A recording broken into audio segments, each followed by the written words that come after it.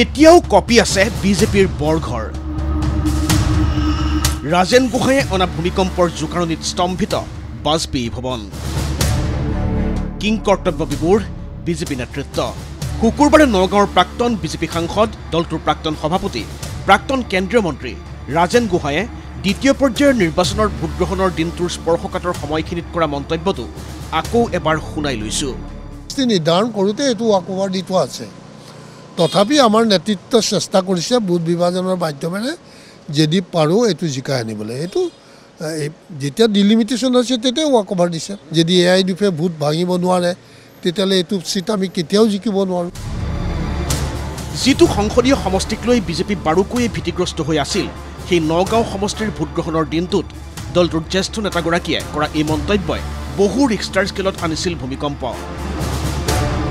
ভূমিকম্পৰ ক্ষয়ক্ষতি ইমানেই বেছি হ'ল যে তাৎক্ষণিকভাৱে খঙৰ ভমক দেখুৱালে মুখ্যমন্ত্ৰীয়ে এক প্ৰকাৰ কৈয়েই দিলে ৰাজেন গোহাঁই দলত থকাৰ যোগ্য নহয় নিৰ্বাচনৰ দিনাখন দলৰ বিপক্ষে কথা কৈ নিজক পুৰণি আৰু নতুনৰ চাৰ্টিফিকেট দিয়া সময় পাৰ হৈ গ'ল মই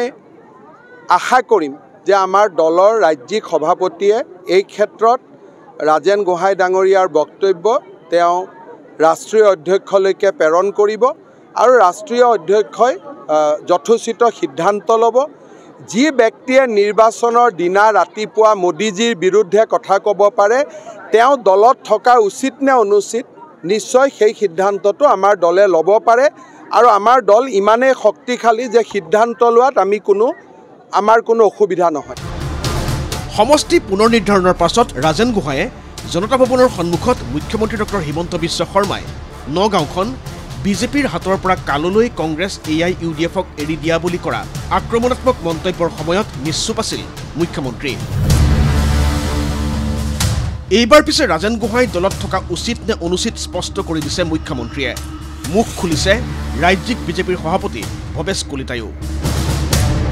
কলিতায়ো কৈছে উচিত নকৰিলে ৰাজেন গোহাঁয়ে দলৰ মজিয়াত আলোচনা হ'ব ৰাজেন গোহাঁইৰ প্ৰসংগ একচুৱেলি এইটো কৰিব নালাগিছিলে এইটো দলীয় মঞ্চত চৰ্চা কৰিম আমি ৰাজেন গোহাঁই ডাঙৰীয়াৰ বিষয়টো কিন্তু যোৱাকালি কৰিব নালাগে কাৰণ যোৱাকালি ভোটৰ দিন আছিলে সন্মানৰ ৰাইজে ভোট দি আছে আমাৰ দায়িত্ব হ'ল দলৰ কাৰ্যকৰ্তা আছে ভোটাৰক ওলাই আনিবলৈ ভোটটো দিয়াৰ ব্যৱস্থা কৰাব লাগে আমাৰ দায়িত্ব সেইটোৱে থাকে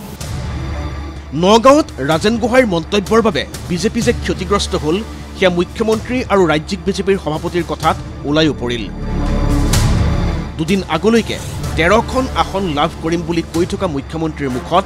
আসনৰ সংখ্যাও সন্ধ্যাৰ ভাগলৈ কমি আহিল এটা কথা স্পষ্ট যে সমষ্টি পুনৰ নিৰ্ধাৰণৰ সময়ত দল আৰু চৰকাৰৰ বিৰুদ্ধে মুকলিকৈ বিশুদ্ধাৰ কৰা ৰাজেন গোহাঁই সেই সময়ত বাচি গৈছিল যদিও এইবাৰ হয়তো সন্মুখীন হ'ব দলীয় শাস্তিৰ ব্যুৰো ৰিপৰ্ট ND24